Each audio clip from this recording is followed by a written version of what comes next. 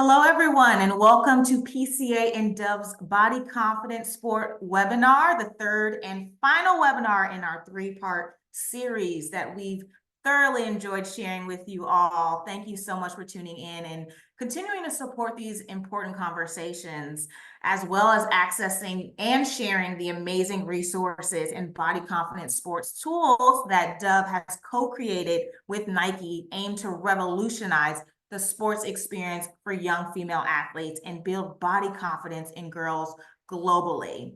My name is Marty Reed, and I am the Director of PCA's National Partnerships and DEI Programming Manager. And our vision is to build a world where every child benefits from a positive youth sports experience with a coach who inspires them to become the best version of themselves in the game and in life. So I'm very excited to be here. Just a couple of housekeeping items as we get started. We are recording this webinar and we will be sharing it out after. And if you have any questions that you'd like to ask our panelists today, please use the Q&A function.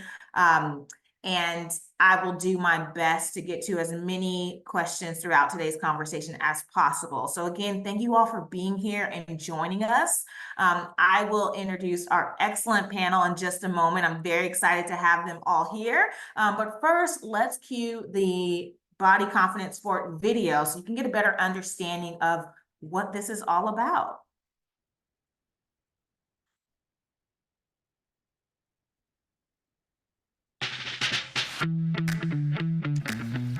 Hi there, welcome to our global community committed to creating body confident athletes, coaches and sport environments.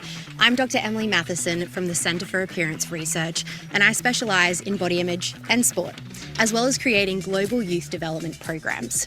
But more importantly, I'm an athlete who has experienced the countless benefits of playing a sport that I love, as well as feeling part of something greater than myself.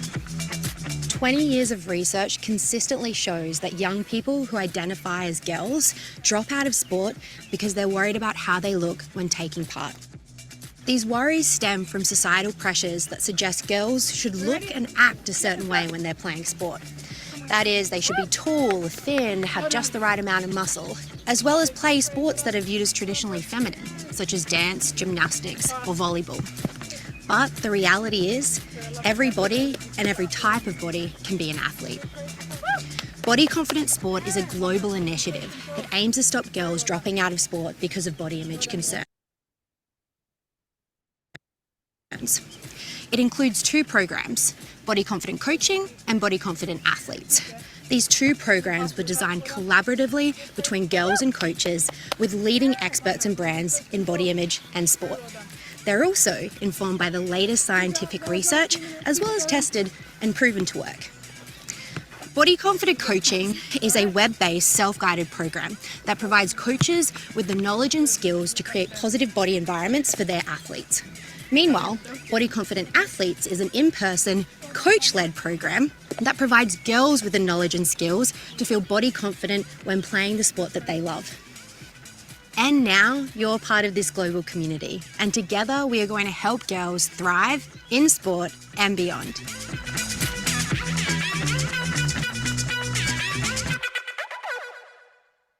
And we will be sharing a QR code at the close of this webinar for you all to download and access the tools directly if you haven't done so already. But today's discussion is focused on the third session of the Body Confident Athlete Program, where athletes learn the importance of respecting their bodies by listening and attending to their body's needs. And by learning to honor and respond to their body's needs, athletes will embark on a journey towards enhanced resilience, greater self-understanding, and a newfound level of athletic excellence. So we're really excited to dive into this topic today. And as you know, these resources are focused on young girls in sports, and it's Women's History Month. So we are happy to empower young female athletes and dive into today's conversation as we honor Women's History Month through the power of sports and the impact that it can have on women's lives. So we have with us today an amazing panel. I'm excited to introduce each and every one of our panelists with you all. Let's start with Leslie Osborne. She is a Wisconsin native and former standout athlete at Santa Clara University. She's left an incredible mark on soccer history with 3 state championships, numerous awards, including the 2004 Honda Sports Award, and pivotal roles in championship wins. She's a former U.S. Women's National Team member and the captain of numerous teams in the Women's Professional Soccer League for a 10-year pro career. And Leslie's legacy extends from the field to her current roles as Fox Sports studio analyst, cosmetic brand business owner, and most recently, the co-founder and owner of Bay FC, the newest women's pro soccer team in the Bay Area. Go Leslie. I'm so excited about that. And I also have to mention, Leslie is a member of our National Advisory Board at PCA. So thank you so much, Leslie, for joining us and for all that you do for women in sports. Thanks, Marty. Happy to be here. So excited. Great.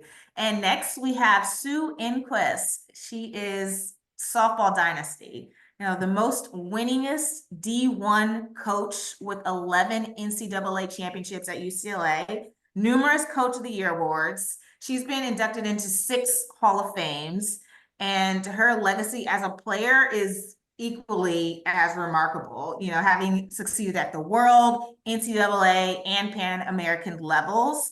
Sue is currently a UCLA grad school instructor and in transformational coaching and leadership. And she's also a culture consultant for USA Volleyball, where they secured their first ever Olympic gold medal at the 2020 Olympics.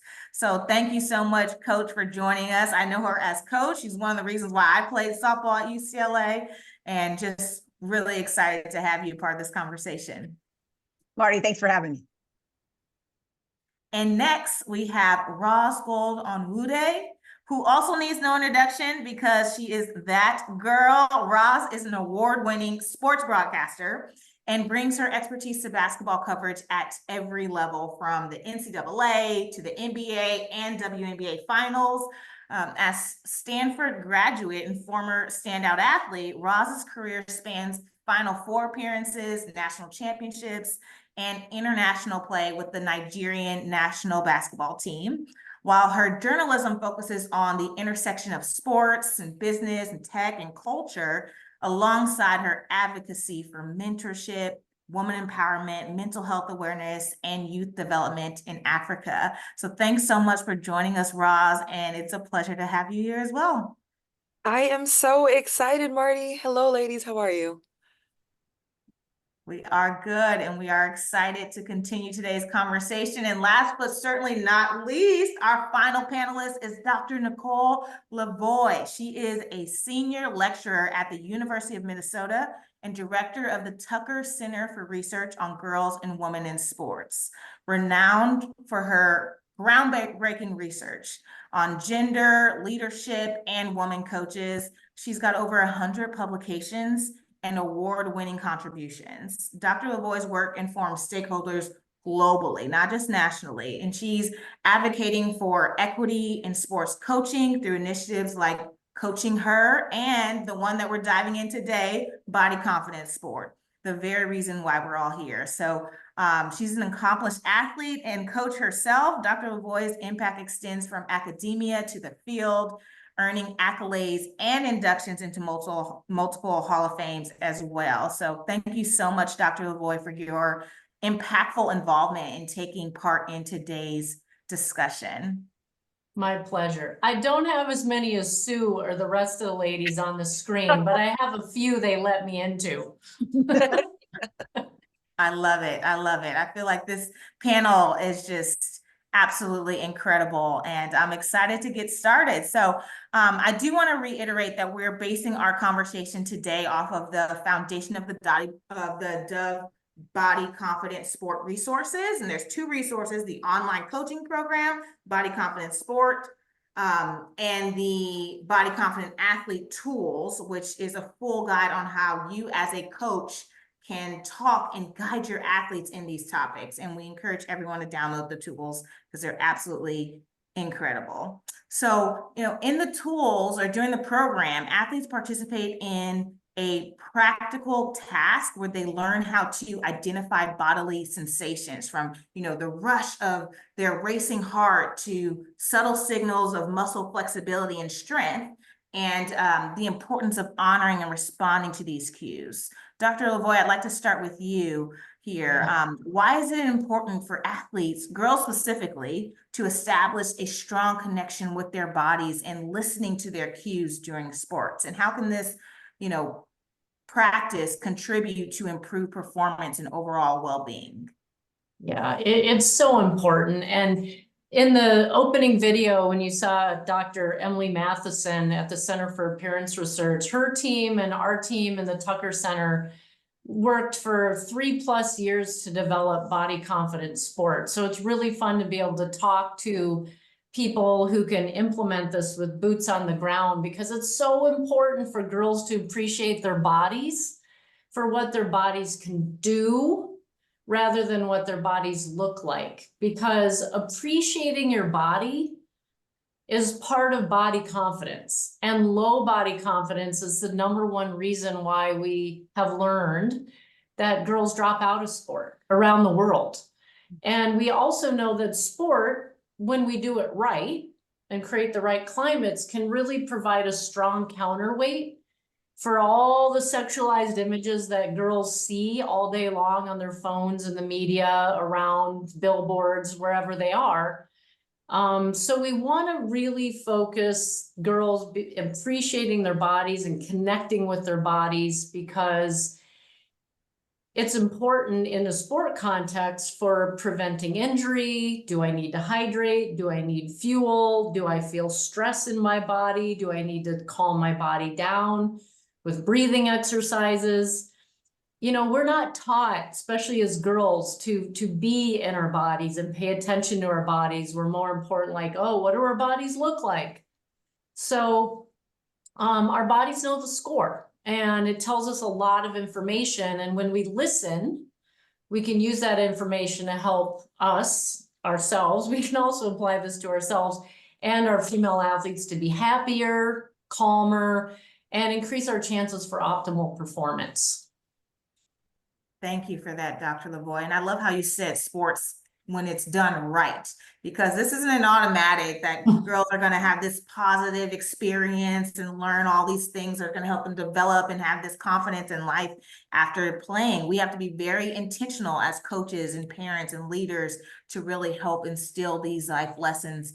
That's something that PCA really stands for. So thanks for sharing that. And we know that, as athletes, we put a lot of stress on our bodies. It comes with the territory, right? And being in tune or connected with your body's needs is essential for peak performance. Leslie, you've had a very long career in a physically active and taxing sport. So do you have any personal stories or experiences that you can share where paying attention to bodily sensations during a sporting activity, whether that be, in a game or maybe in practice or during a workout, and what impact it had on you? Yeah.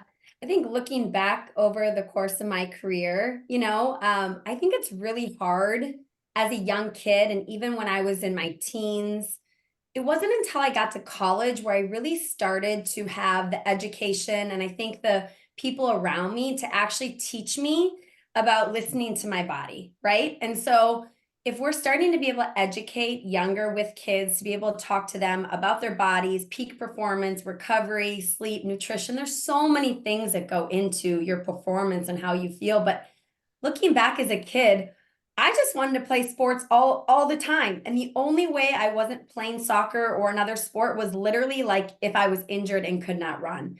So I remember wanting to play all the time. I don't remember when I was a kid or even a teen telling my coach, I'm really tired. I don't think I should play today. Or I think my hamstring is feeling a certain type of way. All I wanted to do was play, right? It wasn't until college where things started to click. And I think the educational piece was so vital. So the fact that kids are learning at a younger age to be able to be more in tune, to listen to their bodies, to know what will take to have optimal performance is everything.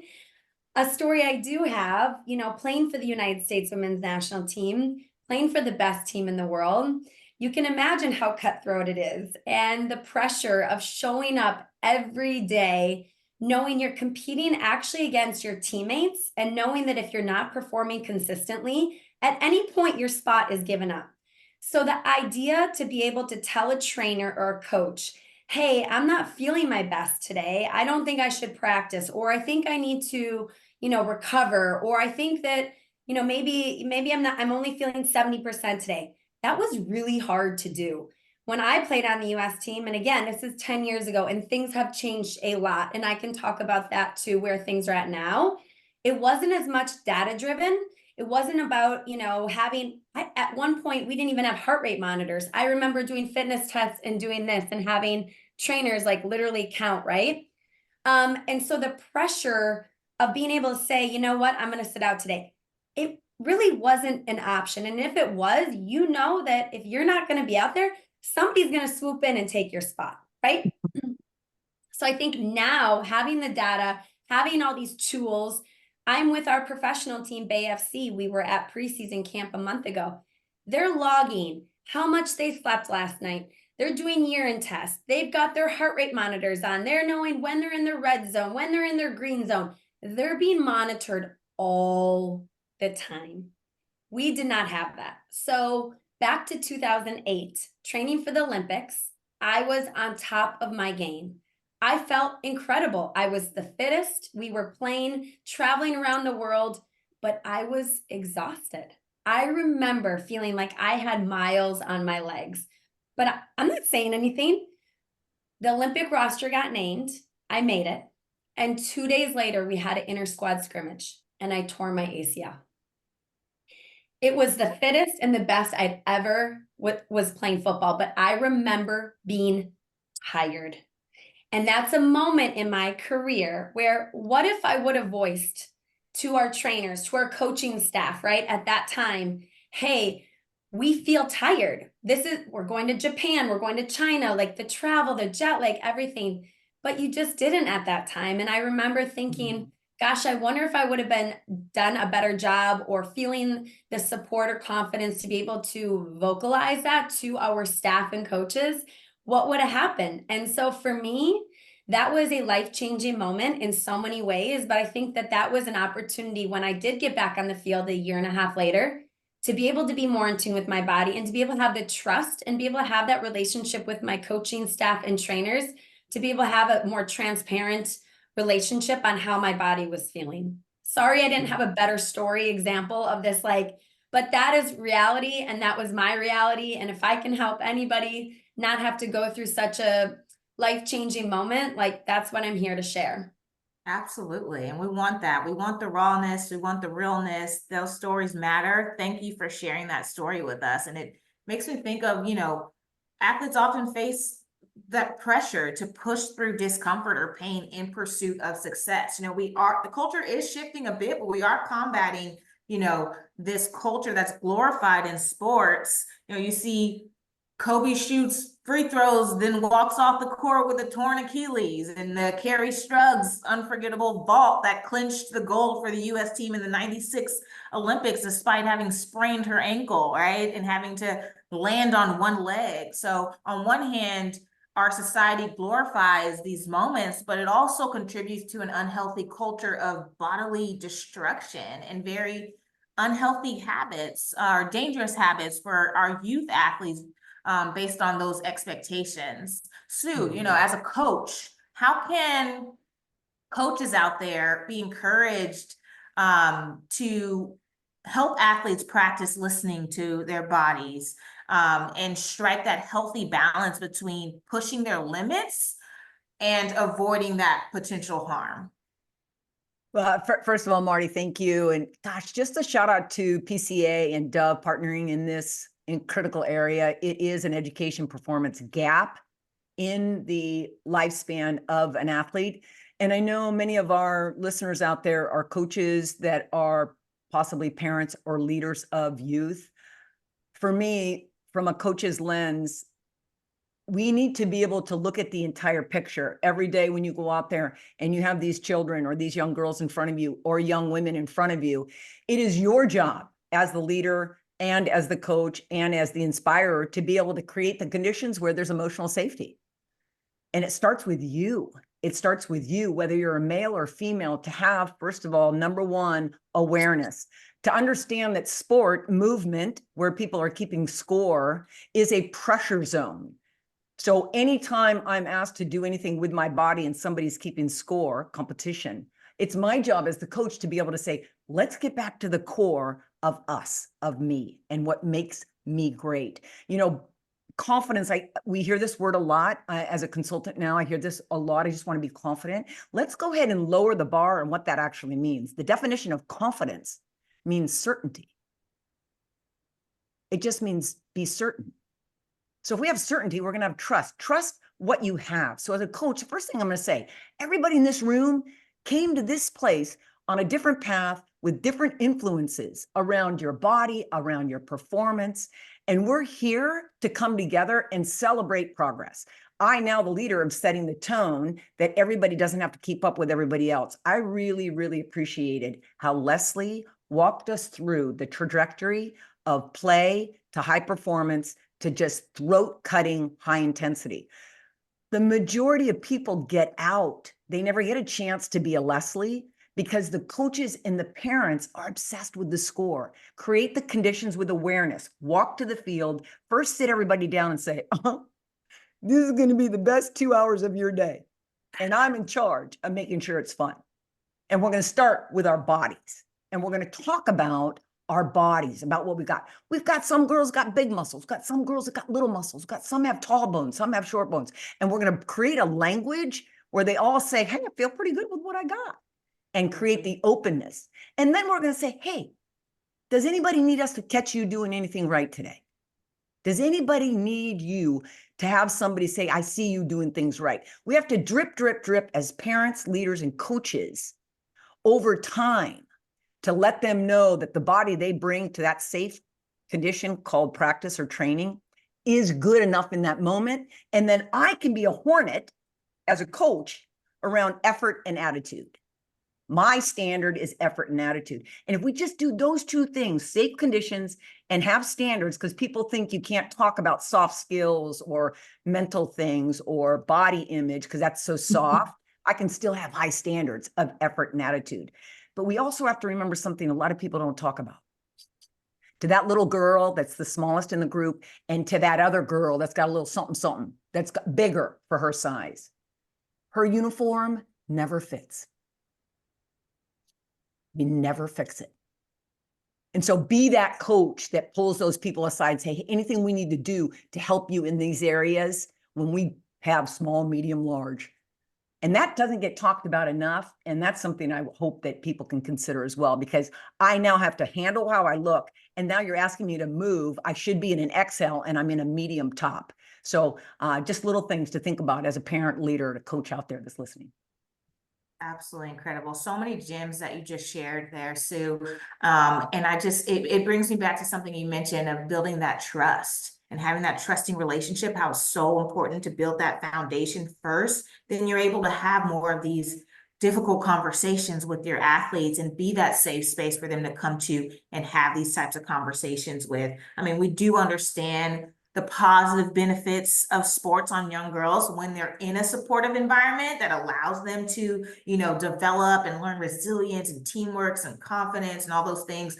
And we want coaches to help them develop and nurture those life skills that will contribute to, their well-being far beyond the court or the pool or whatever arena. But helping athletes not only love the game, but also fall in love with themselves, right? And feel seen and valued and know that they're enough as they navigate a world that often sends them messages that they aren't. I like to bring Roz into the conversation here, as a female athlete and now a broadcaster, eyes are on you often. How have you, let's say, grown to have more respect for your body? And what ways do you check in to make sure that, you're providing your body what it needs to be at your best? Yeah, the conversation and the points brought up here and the viewpoints and perspectives have triggered a lot of different thoughts in my head. Even first I would say as an adult, so many of my life lessons, the way that I process and handle assignments, adversity, opportunities are so informed by my experience as an athlete. And it's one of the reasons why I think playing sports for any person is really important, especially at a young age. And it's really important you're doing this program too, because, who is leading out the development of your athletic journey, and who you are, whether you're the best or not. There's so many ways you can impact and affect success as an athlete, and that can be taken with you through your life. And I'm even thinking back to, like, so much has changed since I was a kid coming up as an athlete. But you know when when you talk about coming out and being able to perform at a high level, you're talking about also awareness of sleep, of fuel. Sometimes separators of this too could be socioeconomic, like what's going on in the home of that athlete. What are the priorities in a home that maybe, everybody's chipping in, or, everybody's grinding to make things work or make ends meet, versus a home where it's easier, or to be able to stock the fridge up with the best kinds of foods and stuff like that. Or, one of the things that's exciting about now, helping to close gaps, is access to technology, in anything, in sports and tech, in business, access to information, technology, having a great toolkit is going to help you be successful. And I know that you provide that specifically with PCA to, participants and coaches and the like. So for me as a broadcaster, as an adult now, I still step into game days much like I do an athlete, and probably better than I did as a athlete, because I was less mature. There was less awareness and all the readiness aspects of coming in ready to produce and perform. Much like stepping onto a court, you've got finite moments to make a play, make a decision, to score a bucket.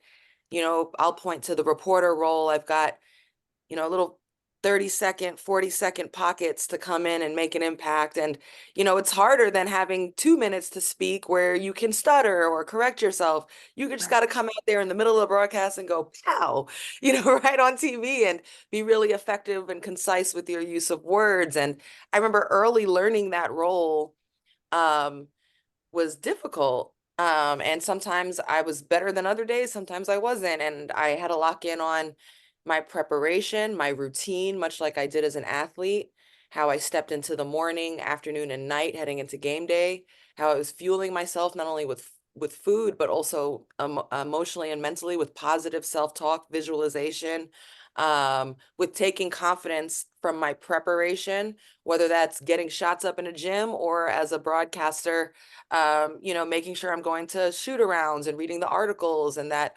I've jotted down my notes and I feel comfortable.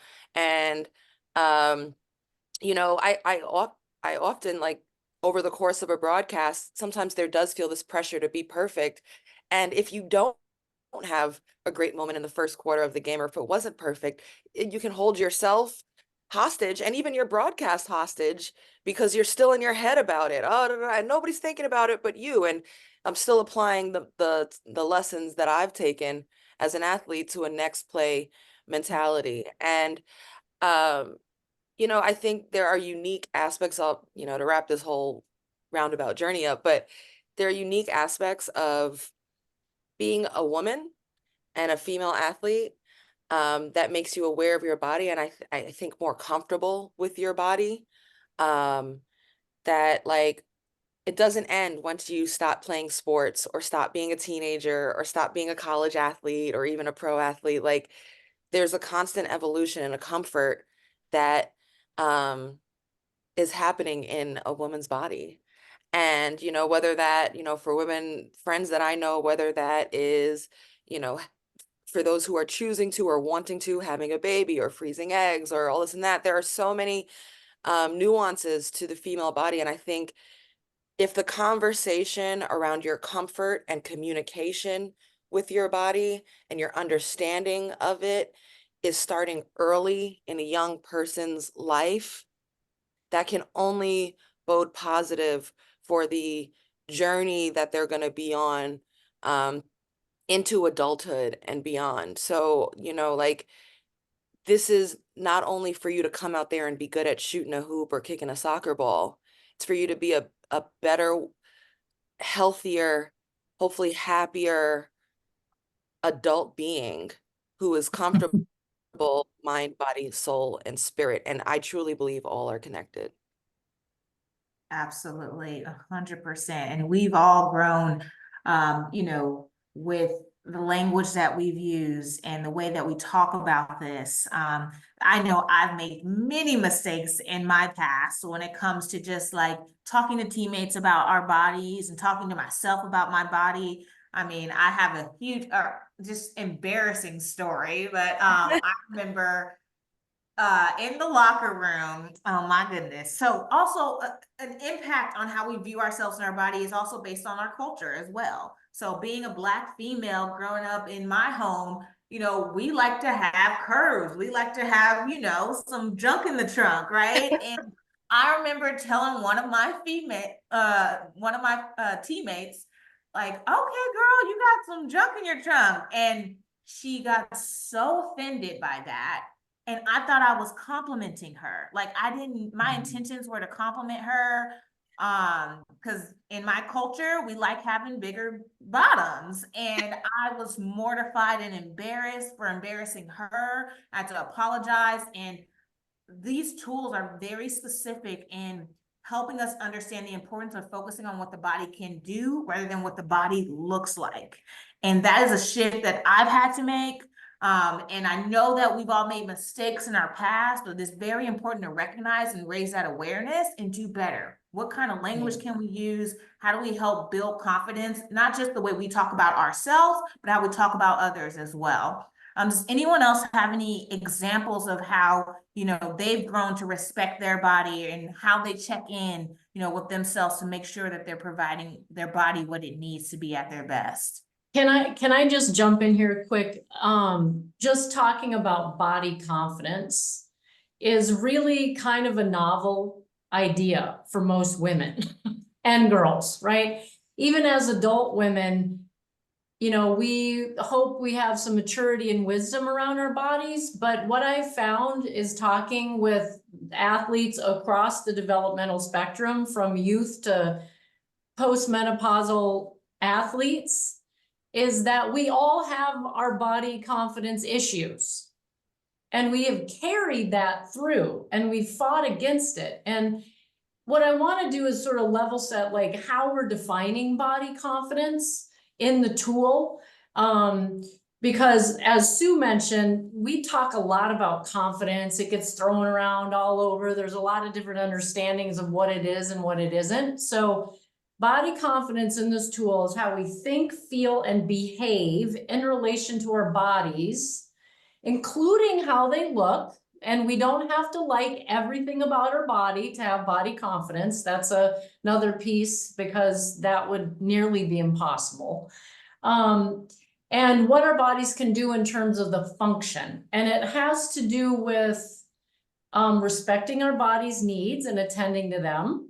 As Leslie was mentioning, fueling and sleeping and hydration, accepting and appreciating our body for what it can do, protecting your body from external pressures, maybe that's people or the environment, and then valuing what you were saying, Marty, is valuing different kinds of bodies. Sue, you were talking about that too. All the bodies are beautiful, all the bodies can do things, and let's appreciate and let's get rid of the body talk. Good body talk, you got junk in the trunk, you thought that was a positive thing. Somebody else might think it's negative, just get rid of it and create a body talk free zone. So I just wanted to sort of draw some threads there from all the other speakers that are really a core part of the tool. Thank you so much for that, Dr. Lavoie. And I would love for you to share, because we did get a question from the audience in this space, you know, how can athletes or how can coaches help athletes differentiate between discomfort and pain when assessing their body signals? You know, sometimes they might be sore and feeling, you know, like their body is, you know, at a level where it can probably still be pushed, but we don't want them to get injured as well. So like, where's that balance? How do we recognize, is there any specific strategies that female athletes can employ to make those informed decisions about continuing or modifying their activity based on these cues? Well, what's interesting is that pain is the cause of discomfort, but not every discomfort is pain. And as you train as an athlete, sometimes it's painful and there's a lot of discomfort. And I think Coach Enquist would be like, we want you to feel uncomfortable because that means you're growing and learning.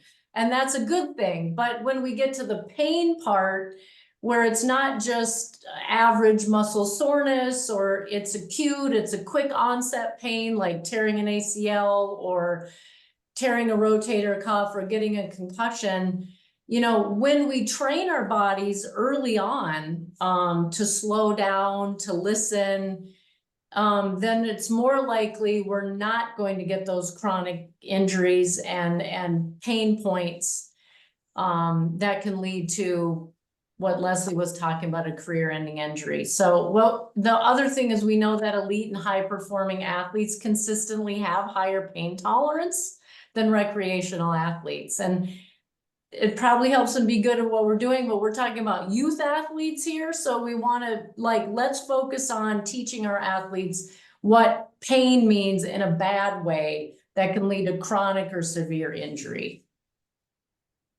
And I also think, in addition to defining what pain is, it's also creating a relationship between coach and athlete and organization and team where there's trust and respect both ways, where you feel safe to say, I'm in pain, or also to say, just kind of share where you are physically, and then be respected for that as well, without peer pressure, without judgment. And when there's that kind of respect going both ways, you're likely to be more honest with each other. I feel like one of the things that I hear because there's a lack of trust, whether that is at an AAU, amateur youth level, or right now in pro teams, I hear it, where there's a disconnect where athletes see different doctors than the ones within their team for second and third opinions. They don't trust who they're talking to, or, kids feeling like their coach thinks they're soft because they don't want to be there in the moment. So, the healthier that your team and relationship is, I think the more everyone will work for one another. Trust is an important part of teamwork. Absolutely. Go ahead, Sue. Roz, I couldn't agree with you more on this. As a coach, I'm going to speak to the parents and the volunteer coaches out there. It's okay to allot for 4 to 5 minutes of customized integration into practice. So we used to even do this at UCLA, is to be able to say, hey, who's in this space? Who's feeling tight, maybe sore? You're going to do these drills. This group's kind of on the fence. You're going to be in this group. In this group, you're locked and loaded, ready to go. Give the team the first 4 or 5 minutes. And for me, what I find is when I'm dealing with high-level teams that are world champions, I see that same behavior from play back in rec ball, breaking them up and serve the student athlete at the high level too, because the trust is there. They're 10 years old. They're not going to try to take advantage of practice for the most part. But you as a coach, if you set the conditions where I'm listening to you, and then you always have to remember, I wanted to say this before, based on everybody's amazing insight. What we're talking about here is actually a new language. And the coach has to create the time, because remember, my only currency as a coach every day is practice minutes. Where I spend my money, my currency, my time, designates to you what's important to me. So I challenge every coach, parent, volunteer, leader out there. How much time are you spending on players' self-efficacy, team self-efficacy, how we work together, and then community efficacy?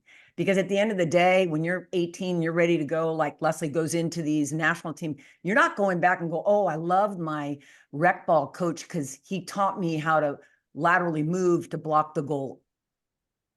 She's going to say something like, I remember I had a coach that created belief in me. You're a youth coach. Your job, your number one job is to create belief in themselves and each other.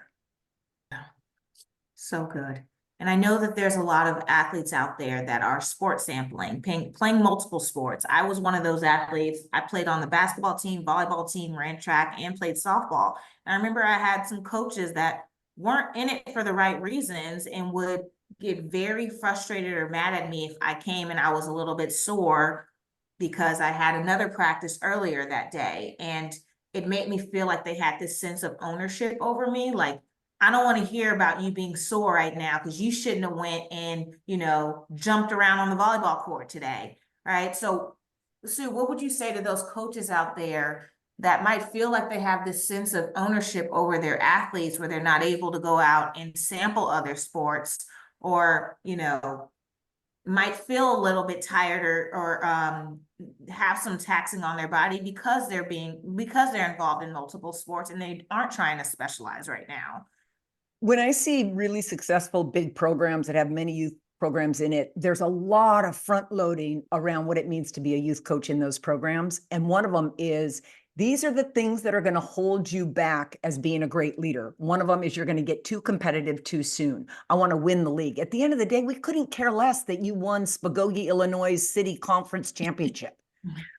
But you've got to front load it. You have to front load it with them. So number one would be education. The problem we have, some of the greatest leaders and the greatest coaches in this country right now for youth sport are driving their kids to school, driving their kids to the park. It's the moms. The moms have the propensity to be able to be great leaders and have perspective. Unfortunately, we get the ones that are super competitive. I'll be there and I'll give all the time. And then we don't teach them. It's not their fault. They're all about X's and O's and results. But front load it. What does that mean? You have so many tools that you have. Coaches that haven't done this, coaches, I know you're moving a mile a minute. Just take 3 minutes and download all those tools. It's the answer sheet for you to being a great leader.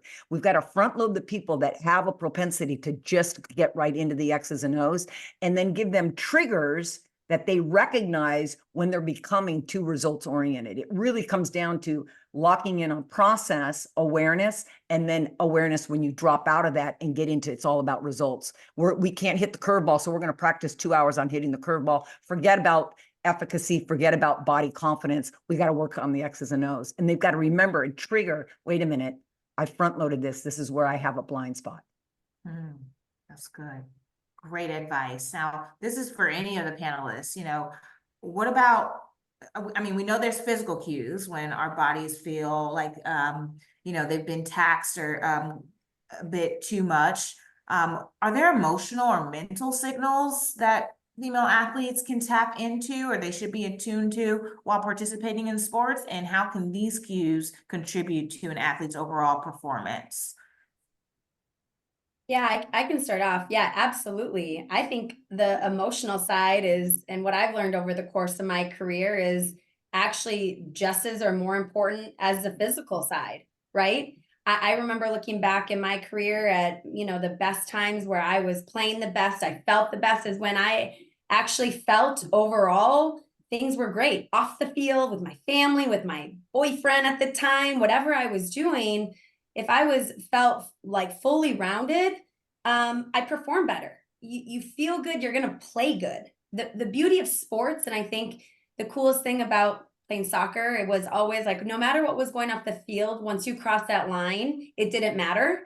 I wish I could say that was true all the time, because I would look back at the ebbs and flows of my career, and some of the times that things weren't going well or I wasn't performing at my best is because I did have other things going on off the field, right? And so I think teaching athletes, teaching kids at a young age to be in tune with what's going on and to try to work those out and talk about it. I think as a kid or even a teen, you might not want to vocalize those things and you keep them internally, but you're not going to perform and enjoy and have that confidence that we talk about when you have a lot of internal stuff going on. And besides emotional and the physical, I think the emotional other part is your sleep and your recover. If you're sleep deprived and you're not recovering at the optimal way, possible way, that's also going to affect your emotional side. You have self-doubt. You're tired, you're fatigued, you start questioning your preparation, whether you can do things. You get in, I think, Roz, you started talking about like your mental preparation. That's where you get into your head, like, do I belong here? Can I make this team? Can I do it? And so I think when, I have 3 little girls, if everyone knows that, I have a 3, 6, and 7-year-old. And at a young age, I talk about, daily what we tell ourselves. I am strong, I am confident, I am beautiful, I am kind, and teaching them that it's all about feeling good and feeling confident no matter what we do, and hope that as they get older, they're playing comp soccer right now.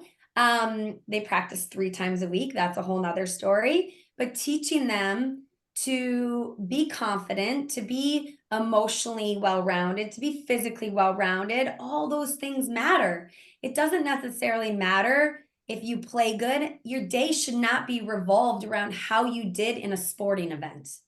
That is part of what you do. But if you have that confidence, you have that emotional awareness, you have that physical awareness, I think that's where the confidence internally and your foundation will be much more consistent than if you're relying on your day on how well you did in a sporting match. And I know for me, if I could go back, that's something that I wish I could have worked on. I remember not having good days playing on the US team, and my whole day would be affected by it.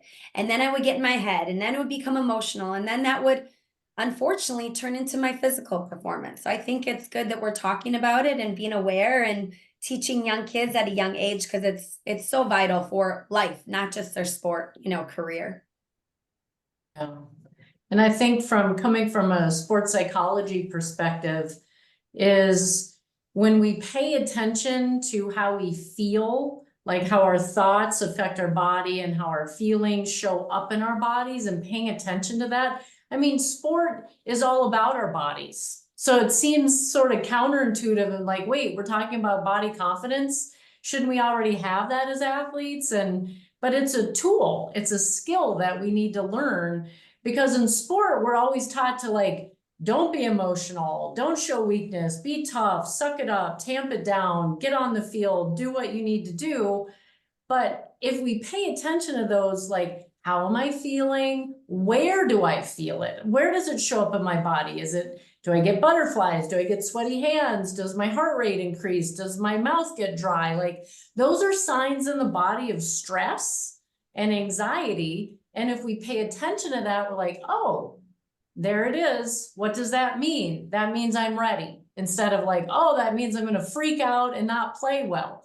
Like, there's tools that we can learn to cope with what happens in our bodies when we pay attention to what's happening in our bodies. So it's like this upward skill cycle. It's like, okay, I'm feeling anxious because my palms are sweaty and my mouth is dry. It's like, okay, I'm ready to go. I can use breathing. I can use positive self-talk.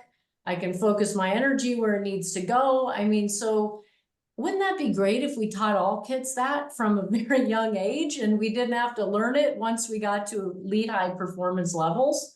So I think there's so many lessons that are embedded within body confidence and owning what's in your body. I just want to second that comment and piggyback it and take it to a real example. When I was playing basketball at Stanford, my mom actually got me a mental game coach when I was coming off of an ACL injury. And we were supposed to be working on coming back from the injury, but it ended up being a really great provider of a toolkit just to handle all the aspects of stepping onto the court and performing at a high level. And so much of the mind is connected to the body. And it was the first time where we created a toolkit and awareness of how my body was reacting to the situation, physically, what I was feeling or exhibiting. And instead of trying to like for instance, I always feel a little bit of a butterfly before the game, before a broadcast. I never go on air and don't feel a little bit of something. And like with the wrong understanding of your body and your mind, you could turn it into something really negative. Am I not ready? Am I nervous? Instead, we created like a proactive like awareness that this happens to me, this is how I feel, and then we turned it into something that I could use, or at least like instead of it startling me, I already understood this is part of my personal process. And another part of like understanding your body and body confidence is understanding that way your body and its process is very individual and unique, and it's not like a one-stop shop for all. Yeah. So that was really helpful for just kind of owning certain aspects of like how my body reacts, how I feel in high pressure situations, and then that allowed me to step into them as best I could and perform. And not feel shame about that. Like, oh, what's wrong with me? It's like, this is just how my body reacts. That's normal for me. It might not happen to you. And we can appreciate that with each other. And just to like also give another perspective on it, I'm often talking to athletes at the end of their careers, high performing athletes, Olympians, people who are as awesome as Leslie and all the things. And and there's often this conversation of who are they that without the sport, or they've already learned that there's a valuation of themselves beyond if they were the best in the game or the match, or if they won a gold medal or not, or if they hit a shot. And it's like I'm talking to people who are in their 30s and 40s. I mean, ending their careers sometimes a little later. And it's like, do we have to wait till then to suddenly understand an appreciation of, all the ways that we create and have value as a person and as an athlete and as a member of our families and our communities? And like, if that conversation is happening earlier as a part of just overall confidence, at a younger age, we talked about the emotions that we feel if we're feeling down some days. So much of my youthful confidence was coming from, did I score 30 points or not? And I think, coming back to Sue's points, like being process driven. And then how could players who aren't a 30-point scorer also be seen? So like once I got to Stanford, I was a starter, but I was a role player. There were other 30-point scorers. So like, how did I get patted on the back or be seen for my value? And sometimes it happened, sometimes it didn't. I think we're in a much healthier place now, 10, 15 years later, than we were then. But like letting somebody know that their effort and practice was seen, or that they made a difference, empowering players to complement one another, empowering positive team talk is really important too. Because people just want to be seen. And then that also helps you like value the process and what you're getting out of coming into the weight room and getting stronger and challenging yourself, going to practice and like building camaraderie and everybody's talking and that feels good, versus coming out of a game and the first thing you're doing is looking at the stat sheet and deriving all of your value from that, which is very natural and easy to do, but can be dangerous and unhealthy if it's not going your way. One of the things that that the student athlete goes through is this identity issue. Roz touched on so many amazing points, but I want to try to simplify it for that volunteer coach out there. How do I change the language of that athlete? Put everybody in a room, piece of paper, draw a vertical line, strong voice, weak voice. The brain has a strong and a weak voice. It's built that way to protect you and build confidence. Once we build the awareness of what my strong voice is, what are the things I say to myself when I've got my zhuzh? And what are the things I say when I have doubt?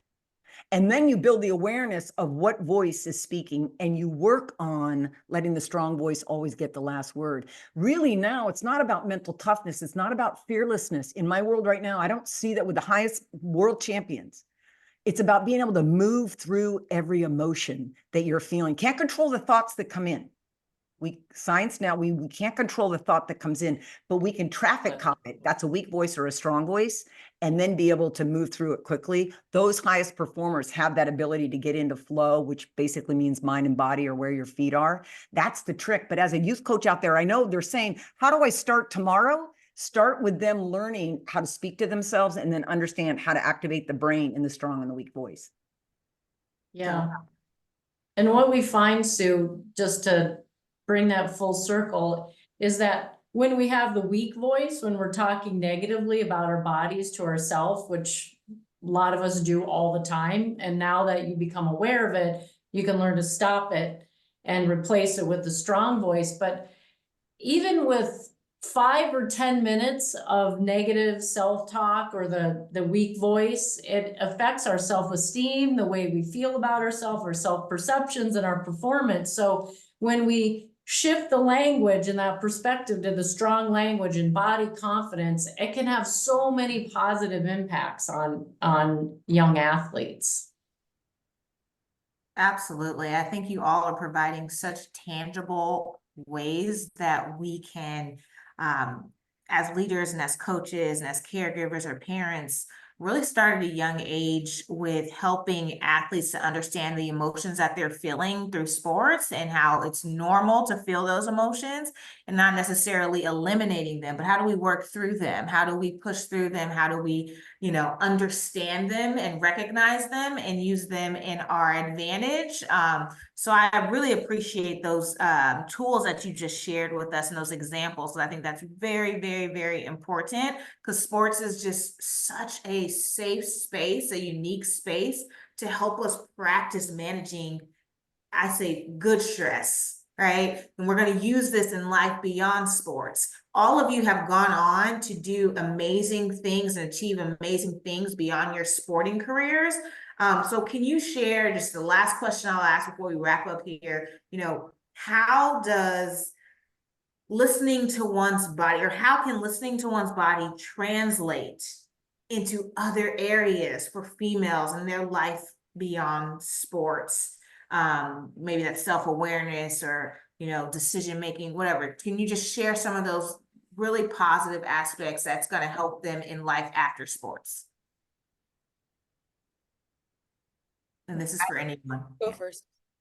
I just want to say to the coaches coaching the student athletes and to the student athletes is listen to your engine.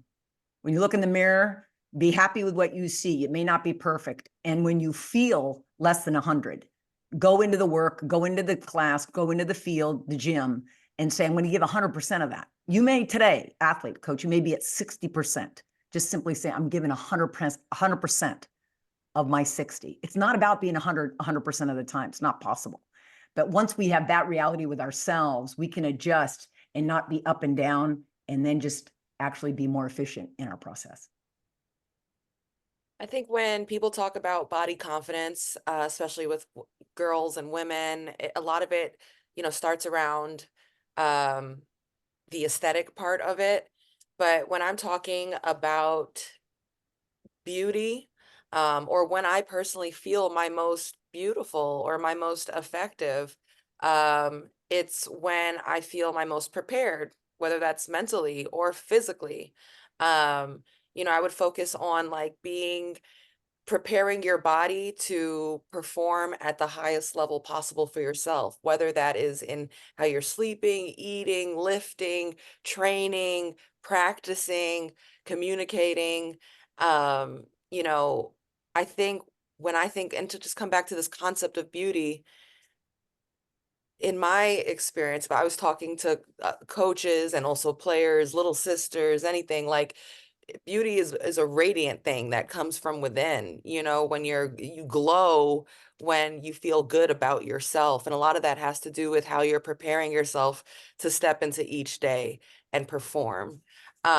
So I think not making anything negative about a focus on beauty, but more making it about your overall like health, radiance, glow, strength, and your uniqueness, because we've all got different physical and emotional and mental strengths to bring to the table and contribute in a team setting or in an athletics setting. And I think that contributes to body confidence. I love that. I'm just so grateful for team sports and sports. I shout out to all the coaches, all the athletes, admins, everyone out here. I literally don't know who I would be or where I would be without team sports. And thankful for my parents and for the amazing coaches that I've had along my career to give me the opportunity to play, but also the skill set, the confidence, my work rate, all of the traits that I've learned playing team sports and through sports. And what I'm teaching my 3 little girls, because they're watching every move I make, is I'm trying to surround them by other like-minded women and girls who are confident, hardworking, to be in tune with their bodies, because I think that's the best gift that I can give them. And I loved when you talked about the radiance. I think confidence is literally internal. And I think if you feel confident inside and beautiful inside, you will be radiant. And that's what I'm trying to teach my girls. And now being around Bay FC, a women's professional soccer team, and my girls on Sunday, watch them play in their first game ever, to watch these women, the way that they hold themselves, the way that their confidence walking out onto a field, even when they don't win, how they're responding, everything. It's internal and it's a foundation. And I'm just grateful for sports and what it's done in my life. And thank you all to the coaches who are, helping create this space for girls and boys to go out and learn skill set that will help them with their, futures. Thank you so much. Leslie, Ross, Sue, and Dr. Lavoie, a heartfelt thank you for your generosity, sharing your time and expertise with us today. And I know these contributions have been invaluable to this critical conversation. So I just want to reiterate how thankful and grateful we are on behalf of PCA for you and all that you do for women in sports. And I want to emphasize the extraordinary body confidence sport module for coaches and dedicated tool for female athletes. It's truly game changing. So please, everyone that's tuning in, grab your phones and take, capture this QR code here so you can download the tool right away. After this webinar, you will receive a follow-up email, which will include a recap and playback of today's enlightening conversation and a brief 2-minute survey to gather your valuable feedback on the resource and today's discussion. So we appreciate you all.